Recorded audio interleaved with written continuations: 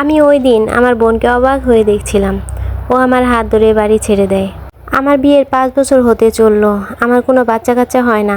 খুব শখ করে বাবা 2 বোনকে একই বাড়িতে 2 ভাইয়ের সাথে বিয়ে দিয়েছিলেন। আমার বিয়ের 3 বছর পর আমার বোনকে আমার দেবরের সাথে বিয়ে দেওয়া হয়। আমার শাশুড়ি প্রথম আমাকে ভালোবাসলেও বাচ্চা কাচ্চা না থাকার কারণে উনি সবসময় আমার উপর রেগে থাকতেন, সব জিনিসে ভুল ধরতেন। বাধ্য হয়ে স্বামীকে নিয়ে হাসপাতালে গেলাম টেস্ট করাতে। রিপোর্টে আসলো আমি বন্ধ্যা, আমার কখনো বাচ্চা হবে না। আমার স্বামীও এখন আমার প্রতি তেমন কোনো গুরুত্ব দেয় না। রিপোর্টের কথা জানার পর আমার শাশুড়ি আমায় বলল, দেখো মা, যা হবে মেনে নাও।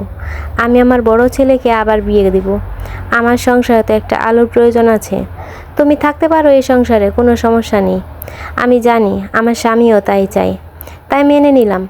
কারণ আমার আদরের আরেক বোন যে বাড়িতে আছে আমার ছোটো দেবরের বউ হিসেবে, যদি তার সংসারটা আবার ভেঙে যায়। বিয়েটা হয়ে গেল, আমার স্বামীও এখন ওর নতুন বউ নিয়ে ব্যস্ত। আমিও একটা ছোটো জব নিয়ে নিলাম নিজের জন্য। 2 বছরের মাথায় দেখতে পেলাম আমার বোনকেও আমার শাশুড়ি যা তা বলে যখন তখন অপমান করে, আর আমার বোন আমার কাছে বসে কাঁদতো। একদিন আমার শাশুড়ি বলল, তোর বোনও বাচ্চা দিতে পারেনি আমার বড় ছেলেকে, এখন তুই কি তোর বোনের মতোই বন্ধা নাকি? আমার শাশুড়ির এই কথা আমার গায়ে জ্বালা ধরানোর জন্য যথেষ্ট ছিল। আমার দেবরও আমার বোনকে নিয়ে পরীক্ষা করাতে গেল, আর রিপোর্ট আসলো আমার ছোটো দেবর কোনোদিন বাবা হতে পারবে না। হয়তো ভাগ্যের চাকা এভাবেই ঘুরে যায়। আমার শাশুড়িকে ওই দিন বলতে শুনেছিলাম, দেখো মা, তুমি তো মেয়ে মানুষ। আমার ছেলে তো তোমাকে ভালোবেসে বিয়ে করেছিল, তাই না? তুমিও তাকে অনেক ভালোবাসো। জীবনও তো বাচ্চা কাচ্চাই সব না। আমরা আর কয়দিনই বা বাঁচবো। কষ্ট করে থেকে যাও আমার ছেলের কাছে, আমার ছেলের ভালোবাসায়। সে তোমাকে আগলে রাখতে চায়, তুমি ছেড়ে গেলে সে ভেঙে যাবে। আমার বোন আমার দিকে তাকিয়ে একটা মুচকি হাসি দেয়, তার শাশুড়ির হাতটা ছেড়ে দিয়ে বলে, মা, একদিন আমার বোনকে তো আপনিই বলেছিলেন মেয়েদের জীবনে বাচ্চা কাচ্চা এসব, মা না হলে তাদের জীবনের কোনো মূল্যই নেই।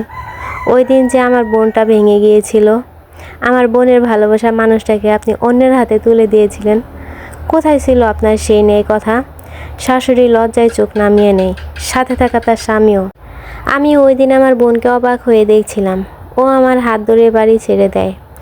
আজ আমার বোনের সুখের সংসারে 2টা ছেলে, একটা মেয়ে, আর আমার 2টা যমজ মেয়ে আছে। আমি একজনকে বিয়ে করেছিলাম বাবার পছন্দে, তার ওয়াইফ ডেলিভারির সময় মারা যায়। আমি তার মেয়েদের নিজের মেয়ের মতোই ভালোবাসি। তারা জানে না তাদের মা আমি নই, আমিও তাদের জানাইনি। না হোক আমারই, তারা জন্ম না দিলে কি আর মা হওয়া যায় না?